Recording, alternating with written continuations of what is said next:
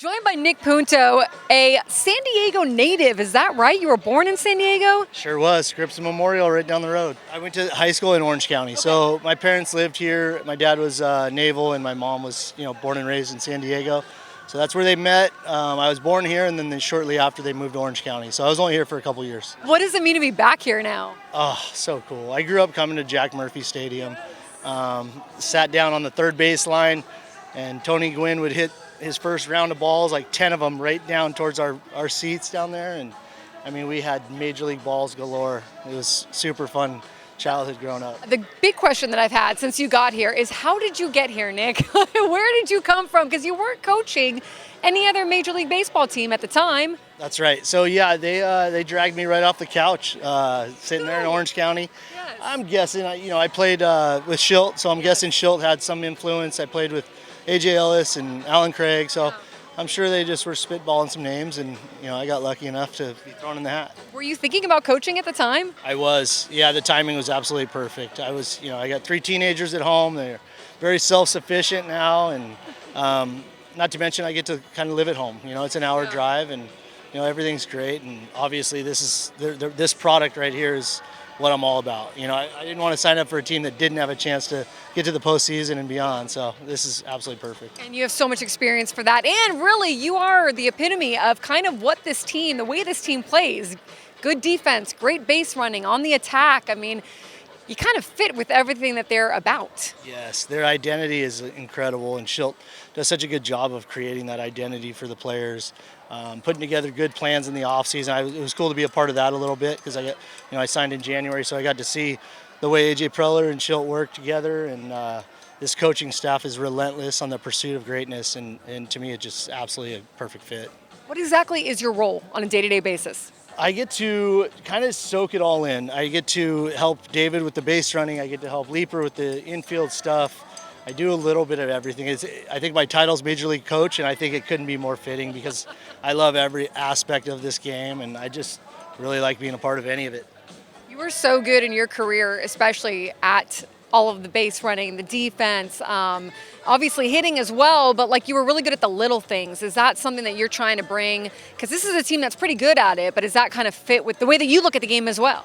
Yeah, absolutely. I mean, when people say you're really good at the little things, the defense, the base running, that's just because I couldn't hit home runs like Manny Machado and Tatis. I mean, I did okay, but I took a lot of pride in my defense and base running, or else I wouldn't have stayed in the major leagues for 14 years.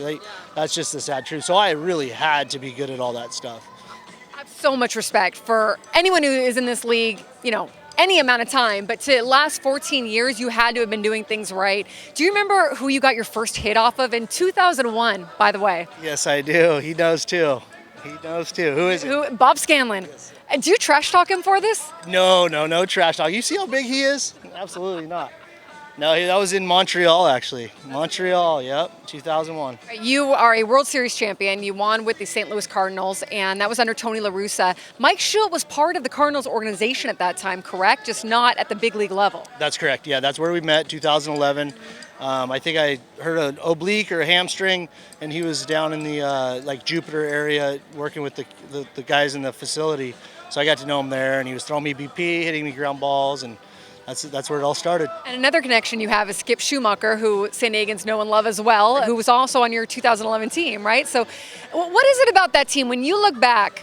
Because you guys had a remarkable comeback. What was it about that team that you think made you guys World Series champions? Well, I mean, there's no denying that Mozeliak did an unbelievable job at the trade deadline, bringing in Rafael Fergal, Octavio Dotel, God rest his soul, Zepchinski. We just made this huge trade. I think we sent Colby Rasmus to Toronto and got Zepchinski, Dotel, and Fergal just shored up our middle of the infield.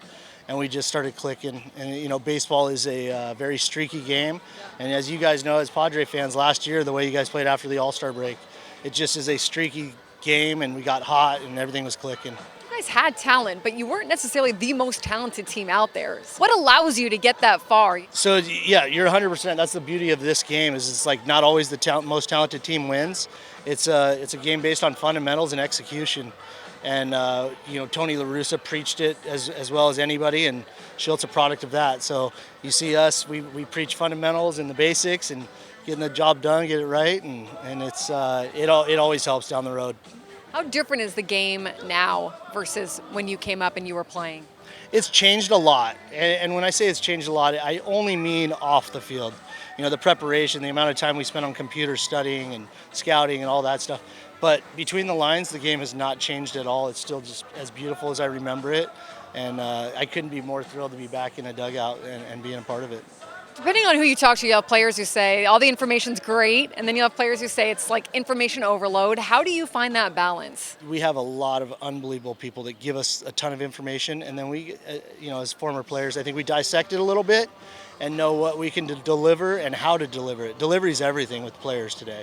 Why do you think that you lasted in the league 14 years? I think probably because I could catch the baseball pretty well. Like defensively, I could play shortstop for a long time. That's what a scout would probably tell you. But for me, I think it was, my drive to be the best, my drive to win the competition.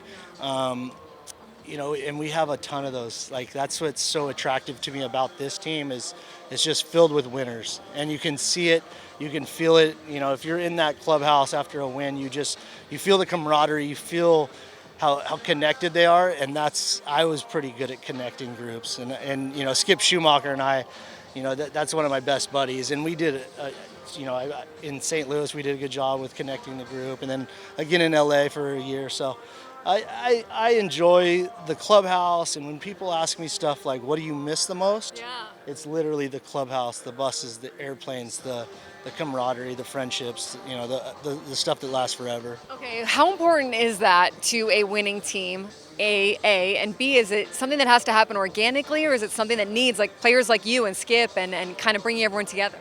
I think it happens organically. I think, one, you just come with the right attitude every day.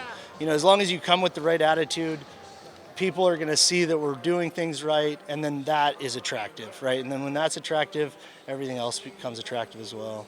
What finally led to your decision to retire, and was that a hard decision? It was, very hard. I thought my body was still doing okay enough to play, but my elbow was shot. I messed my elbow up, and, it was just hard to get on the field without taking too many anti-inflammatories and just messing up my stomach. So it's just basically injury just kind of got me to say goodbye.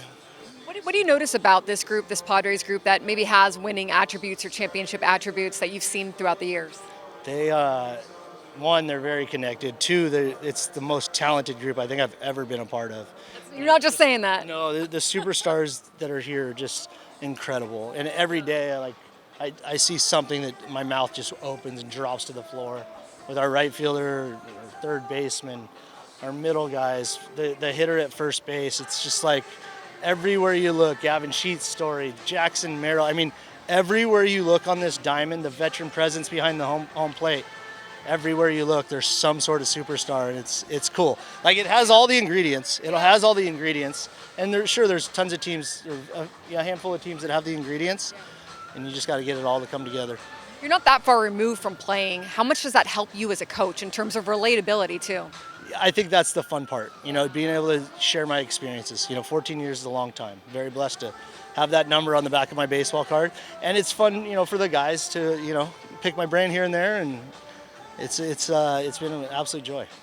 You've also played for a lot of organizations, and really good organizations. Phillies, Red Sox, Dodgers, Cardinals.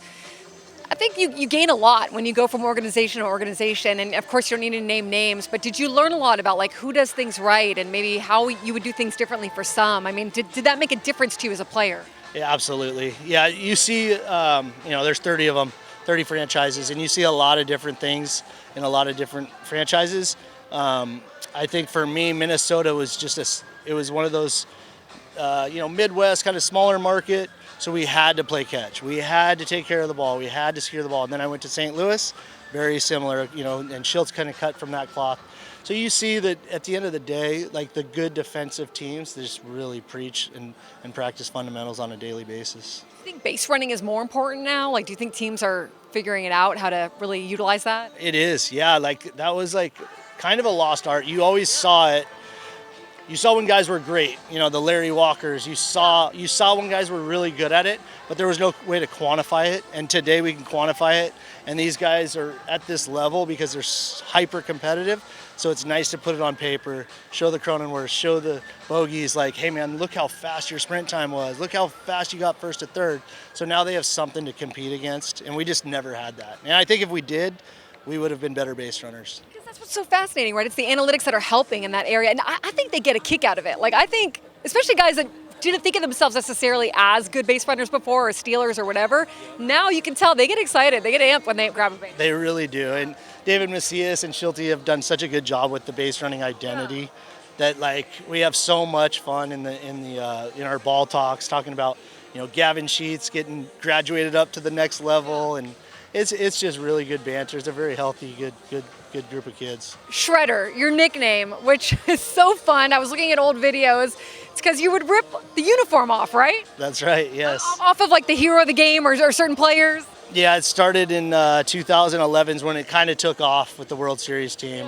And when guys would get a walk-off hit, the Shredder would meet him at home plate and just rip his jersey off. And it kind of took wind, and St. Louis kind of embraced it. And then I think Tony La Russa maybe even wrote about it. So it kind of stuck. It's fantastic. I think Fernando does it on his own now. So you don't even need a I know. If I had that body, I would too. You once did an interview with Danny DeVito, I believe, on field, right?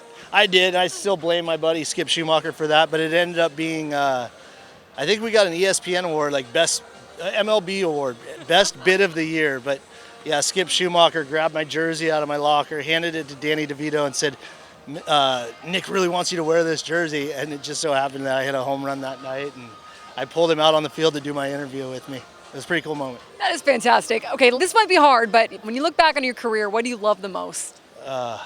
There's so many memories. We play this game for one reason and one reason only, and that's to win a World Series. Be the last team on the field that didn't lose a game is the reason we play this game. It's what we signed up for. So 2011 winning that World Series and getting to do the ticker tape parade in St. Louis is absolutely my favorite memory. Maybe one day for San Diego as well. Absolutely. All right, Nick, thank you so much for the time. We really appreciate it. Thank you.